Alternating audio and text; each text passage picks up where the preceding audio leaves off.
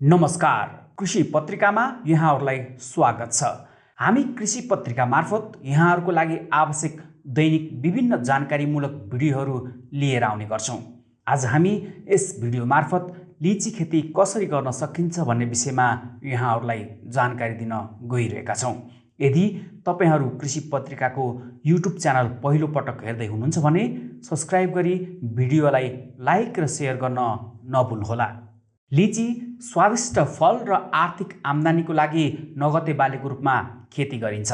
विश्वमा लिची उत्पादनको हिसाबले भारत दोस्रो र चीन पहिलो स्थानमा छ भने नेपालको पनि विभिन्न स्थानहरूमा लिचीको व्यावसायिक खेती हुँदै आएको छ। लिचीको फल रातो बोक्राको हुन्छ, जसमा सेतो पल्प हुन्छ जुन स्वादमा मिठो र स्वादिष्ट हुन्छ। लिचीको फल सिधै खानुको साथै धेरै प्रकारका चीजहरू उत्पादन गर्न सकिन्छ। यसको फलबाट jam, jelly, nectar, syrup, carbonated पेय पदार्थ जस्ता खानको लागि प्रयोग हुने प्रडक्ट बनाइन्छ। लिचीमा vitamin B, C, magnesium, calcium र कार्बोहाइड्रेट पर्याप्त मात्रामा पाइन्छ, जसका कारण लिचीको सेवन मानव शरीरका लागि बढी फाइदाजनक हुन्छ।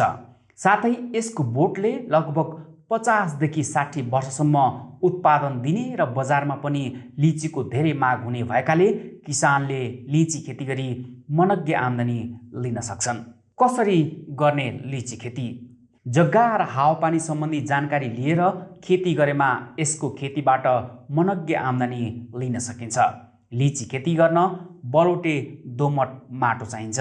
लिची खेतीका लागि हल्का अम्लीय र लेटराइट माटो राम्रो मानिन्छ।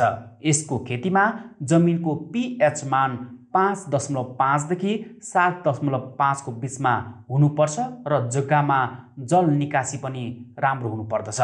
यसको खेतीका लागि समशीतोष्ण हावापानी चाहिन्छ।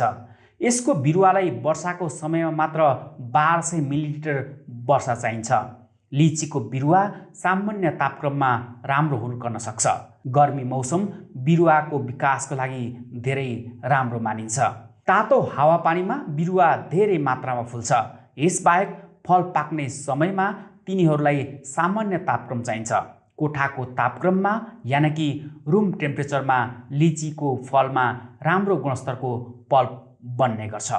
लिचीको उर्वरक: खेतमा बिरुवा रोप्न खाडलहरू तयार गरिन्छ। यी खाडलहरूको बीचमा 8 देखि 10 मिटरको दूरीमा राखेर 1 फिट गहिरो र आधा फिट चौडा खाडल बनाउनुपर्छ। यसपछि 100 देखि 150 GM NPK 25 केजी गोबरको मलसँगको मात्रालाई माटोमा राम्ररी मिसाएर खाडलहरू भरिन्छ।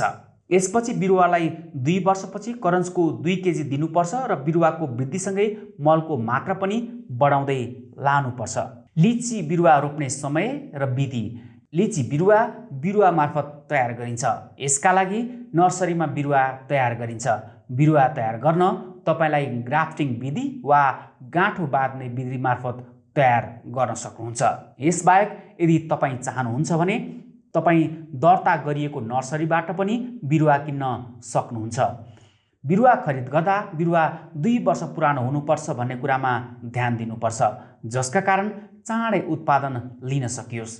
त्यसपछि यी बिरुवाहरू तयार पारिएका खाडलहरूमा रोप्नुपर्छ।